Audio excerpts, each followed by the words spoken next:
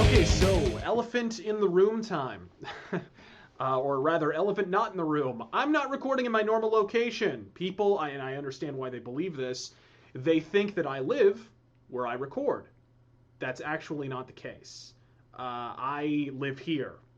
That place is actually decked out in posters and shit, and I apologize for the blank white backdrop. I put up one poster just to make it look a little more interesting. But I put up all those posters because I don't want people looking at a blank white wall. It's really fucking boring. So anyways, I just felt like this rant could not wait. And I'm not going to be over there to record, because I only go over there to record, for the next couple of weeks. Just did not want to put a hold on it. Didn't want to stop. This has to be done. And this is a rant that's been brewing for a really long time, okay? Upon completing and reviewing Eidos Montreal's developmental afterbirth by the name of Thief 4, I think now is the time. It's time to finally break the silence on a topic I've known with certainty I would eventually discuss. Namely, the outright myth that there exists such a thing as a hardcore game. I'm going to say this once for the record and then move on to proving why I feel so passionately that it happens to be the case. Provided a game is good, there are no hardcore video games. There are only good games that are marketed poorly. None of the data pressed to an actual game disc or welded to a cartridge is innately hardcore. Not even if it's prohibitively challenging, in fact, because difficult games have been popular. They've been mainstream. Difficult games have been pop culture phenomenons, in fact. Donkey Kong is a merciless son of a bitch, and it rivaled even the almighty Pac-Man for sheer arcade dominance in the 1980s. Difficulty has fuck all to do with it. It's all in the marketing. Why do I feel the need to communicate in words what, to me anyways, is immutably fucking obvious? Because at some point, this particular song became so catchy, even video game developers and publishers began to pick up the fucking tune. And now we have publishers convincing or simply forcing actual video game developers to augment their products for accessibility's sake in a vain attempt to court an audience that is completely oblivious to their efforts to begin with. Look, if you want a casual audience to purchase your game, and who the fuck doesn't, honestly, then you have to really identify first and foremost who that audience is. Most rational observers, I think, would define a casual audience as being comprised of individuals who would not traditionally associate themselves with gaming or who only wade in hip deep when enough of their friends jump in to begin with.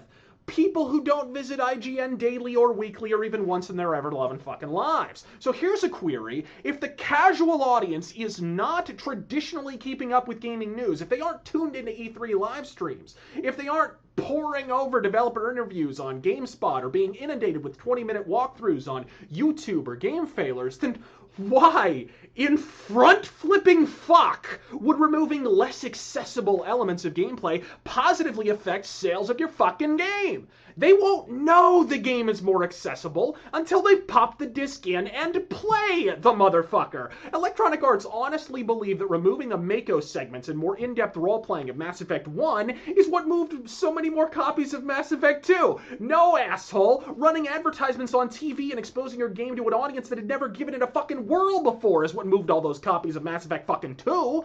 Running 3-part Mass Effect 2 specials on the Sci-Fi Network, okay? That's what moved those additional Mass Effect 2 copies. And do not fool yourselves into believing otherwise, because with an identical marketing push, Mass Effect 1 would have sold an identical number of copies. And that is a fact. When a developer removes gameplay elements to court a casual audience, best case scenario, it affects nothing, because the audience your changes are aimed at isn't paying fucking attention to IGN or Game Failers. Worst case scenario, you alienate the series' built-in consumer base and wind up with another Hitman Abomination or Teeth. Because where the casual audience is concerned, it's all about the advertising. As proof of this, I'd point to the fact that there have been games which stem from genres traditionally associated with the hoary hosts of hardcore, which after a sustained or innovative advertising push have set the fucking world afire. Clasp the armrest of your computer chairs, I actually don't have one right now, as I reveal this. But even despite my distaste for this game and indeed this series, perhaps the single greatest example of this phenomenon goes by the name of Final Fantasy VII. For all the copious and perfectly valid criticisms I leveled at Squaresoft's magnum opus in the sophomore episode of the Rageaholic, all of which I stand by to this fucking day, one thing I would never dream of taking away from FF7 is the fact that it was such a profound triumph of video game marketing. They advertised this game on the side of buses and trains, on billboards. They ran that incredibly cinematic trailer, one of the first of its kind, during children's cartoon shows and even primetime dramas. And yes, they infamously ran it in actual movie theaters before actual movies. Final Fantasy VII's marketing completely changed the game, and the industry has been advertising its video games in essentially identical fashion for the last 15 plus motherfucking years. At some point, I'll go into further detail on this subject because, in my opinion, the industry's inability to move on from the Final Fantasy VII advertising formula since the late fucking 90s is one of the major contributing factors to its all-encompassing irrelevance and stagnation in the present.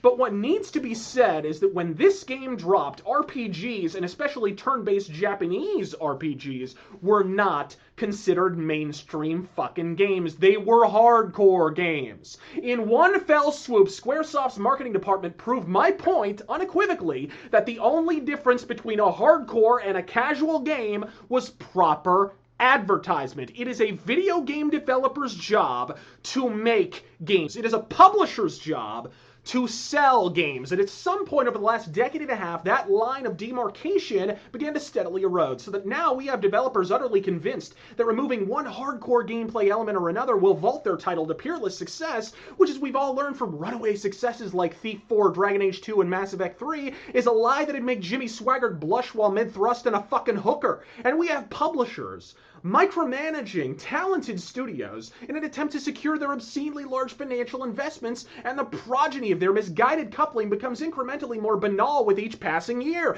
This is why the myth of the hardcore game must be dispelled at all costs. It is an outdated fiction generated by moneymen to hoodwink themselves and the developers under their employ into believing they have more direct control over the commercial fortunes of their product than they ever actually possessed to begin with. It's an intellectual placebo for the witless shareholders, and it's time to toss the fucking sugar pills already, people. We're all adults here. It's time to put on the big boy pants and admit in unison that, mechanically speaking, you cannot change a fucking thing about your games to make them appeal to a casual audience. The only thing you have the power to change is whether that game is decent and how you divulge its existence to the public.